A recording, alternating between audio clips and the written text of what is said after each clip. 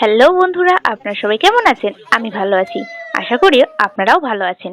শুভ রাখি পূর্ণিমা কালকেই চলে গেছে।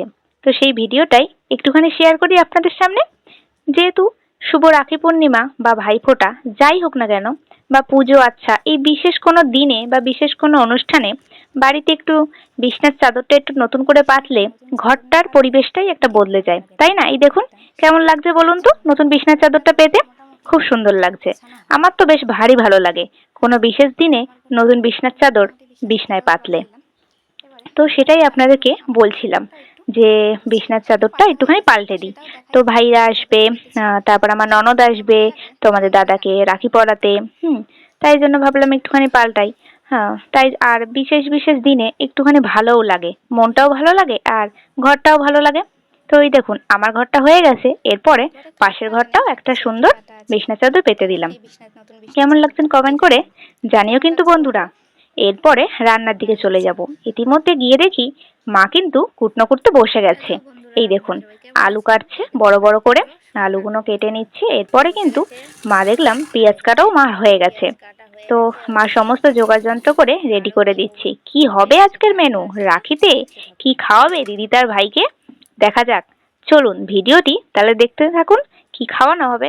এই দেখুন ইতিমধ্যে দিদি কিন্তু চলে এসেছে।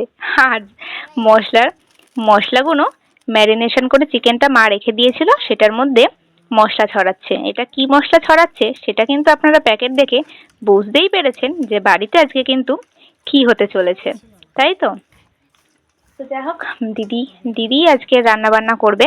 তো স্পেশাল রান্নাগুলো দিদিই করে, কারণ আমি অত পাকাপোক্ত নই রান্নায়, সেটা আপনারা সবাই ভালো করেই জানেন। তাই জন্য দিদি রান্নাগুলো করে। তো এই জন্য দিদি কড়াইতে মাংস দিয়ে মাংস কিন্তু কষাতে আরম্ভ করে দিয়েছে ইতিমধ্যে। তারপরে রান্নাবান্না শেষ হয়ে স্নান টান করে বসে পড়েছে দিদি তার ভাইয়ের হাতে রাখি পরাতে।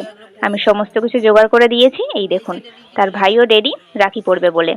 এই যে ভাইয়ের হাতে সুন্দর করে রাখি পরিয়ে দিচ্ছে। এই রাখিটা কিন্তু শুধু দিদি বা ভাইকে পরানো যায় না কিন্তু, এই রাখি বন্ধনটা সবাই সবাইকেই পরাতে পারে। যেমন বন্ধু বন্ধুকে পরাতে পারে, বা ভাই বোন তো আছেই, তাই না? এই রাখি বন্ধনটা কিন্তু রবীন্দ্রনাথ ঠাকুরই প্রচলন করে গেছিলেন। সেটা এখন ভাই বোনের মধ্যেই বিশেষভাবে আয়োজিত হয়েছে।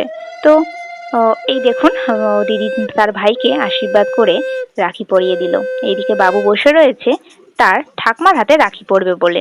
যেহেতু ওর কোনো বোন বা দিদি নেই, তাই জন্য ওর ঠাকমাই ওর দিদি, ঠাকমাকেই ও দিদি বলে ডাকে। তাই জন্য ওর ঠাকমা রাখি পরাবে।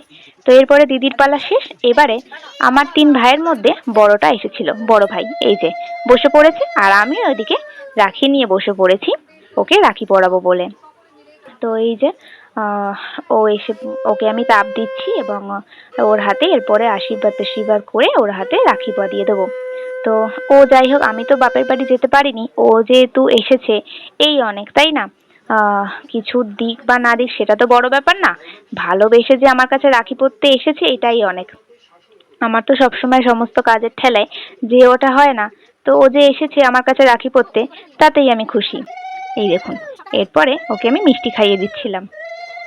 তো জল টল খাওয়ানোর পরে এরপরে ও আমাকে একটুখানি সামান্য গিফট দিল।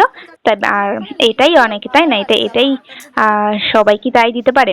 তো যাই হোক, এরপরেই দেখুন ঠাকমা বসে পড়েছে তার তিন নাতিকে নিয়ে রাখি পরাতে। এই যে প্রথমে বড় বড় নাতিকে পড়াচ্ছে, তারপরে মেজো, তারপরে এই সাইডে আছে সব থেকে ছোট আমাদের পুচকেটা। তো এই দেখুন ও কিন্তু ধীরে সুস্থে সবাইকে দেখছে, এবং ও ও এগুলো তো খুব মজাই পায়, সেটা আপনারা খুব ভালো করেই জানেন এগুলোতে উপভোগ করতে। তো এই দেখুন আশীর্বাদ আশীর্বাদ করিয়ে নিয়ে ওদের তিন ভাইকে রাখি পরিয়ে দেবে ওদের ঠাকমা। তো আজকের এই বিশেষ শুভ দিনে আপনাদের আমার তো ব্লগটা ছাড়তে একটু লেটই হয়ে গেল বন্ধুরা। তো তো আপনারা জানাবেন আবার আপনাদের রাখির দিনটা ঠিক কেমন ভাবে কাটালো, সেটা আপনাদের আমাদের কমেন্ট করে আপনারা জানাতেই পারেন। সবার রাখি পরানো হয়ে গেল, এরপরে আসবে খাওয়া দাওয়ার পর্ব। এই দেখুন বিরিয়ানি হয়েছিল, আপনারা আগে থেকেই বুঝতে পেরেছিলেন। তো এই যে আজকে ছিল বিরিয়ানি, ডিম সিদ্ধ, স্যালাড আর কিন্তু গরম গরম বেগুনি। তো এই দেখো বাবু কিন্তু খেতে বসে পড়েছে অলরেডি। আর এদিকে আমার ভাইও চলে যাবে বলছিল, তাই জন্য ওকেও তাড়াতাড়ি করে সবার প্রথমে খেতে দিয়ে দিয়েছিলাম। তো তাই জন্য সবাই ওদের সবার আস্তে আস্তে সবার খাওয়া হলে তারপরে আমরা ধীরে সুস্থে বসবো। আর দিদির বিরিয়ানি মানে তো কোনো কথাই হবে না। তো ভালোই হয়েছিল। বন্ধুরা লাইক কমেন্ট শেয়ার করে দেবেন।